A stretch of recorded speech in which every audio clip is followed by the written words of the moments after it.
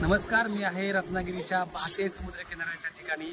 आपण पाहत असाल की या बोटी किंवा ज्या मच्छीमारांच्या बोटी ज्या ठिकाणी ठेवलेल्या आहेत किंवा समुद्र किनाऱ्याच्या बंदराच्या कडेला थांबवलेल्या आहेत. त्याचं कारण असं की ज्यावेळी पावसाळा सुरू होतो त्यावेळी माशांचा प्रजननाचा नैसर्गिक काळ असतो आणि माशांच्या नैसर्गिक प्रजननाच्या काळामध्ये मच्छीमारी होऊ नये यासाठी समुद्र खवळल्याचं कारण सांगा किंवा पावसाळ्याच्या काळात ही मासेमारी थांबवलेली असते.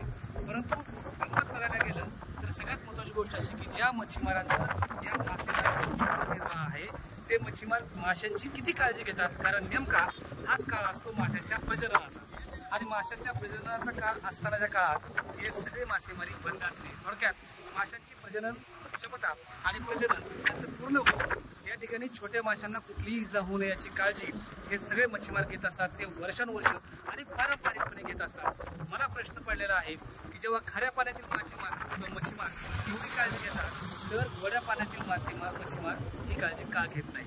म्हणजे एक उदाहरण सांगायचं म्हटलं तर उजनीच्या पाणलोट क्षेत्रामध्ये सध्या स्थानिक मच्छीमार आणि बाहेरून येणाऱ्या काही व्यावसायिक मच्छीमारांमध्ये संघर्षाची परिस्थिती आहे. आणि ती संघर्षाची परिस्थिती का आहे तर जे छोटे मासे आहेत ते मारले जाऊ नयेत अशी स्थानिक मच्छीमारांची भूमिका असते आणि त्यासाठी काही आंदोलन देखील केले जातात. परंतु जर बघायला गेलं तर खाऱ्या पाण्यात मासेमारी करणाऱ्या मच्छीमारांचा आदर्श घ्यायला हवा की जे गोड्या पाण्यातील मासेमारी करतात त्यांनी नेमकं प्रजननाच्या काळामध्ये आपली मासेमारी थांबवली पाहिजे.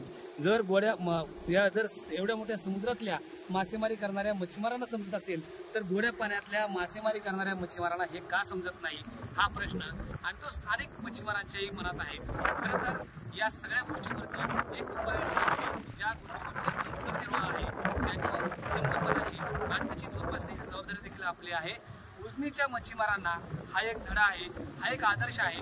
खरं तर तो धडा ते घेतील का प्रश्न आहे, कारण उजनीमध्ये सध्या आंदोलन भडकलेलं आहे ते छोट्या माशांच्या मासेमारीवरती बंदी आणण्याचं. प्रशासनाची देखील याला पूर्णपणे साथ नाही आणि मच्छीमार मात्र अशा प्रकारची मासेमारी करू नये असं आवाहन करताना दिसतात. ज्यावेळी मी रत्नागिरीच्या समुद्र किनाऱ्यावर येतो त्यावेळी भाट्याची ही सहकारी मच्छीमार संस्था कशा पद्धतीनं त्याचं वर्तन करते हे पाहून अतिशय आनंद होतो. तशाच स्वरूपाची गोष्ट खरं तर गोड्या पाण्यात दिसली पाहिजे.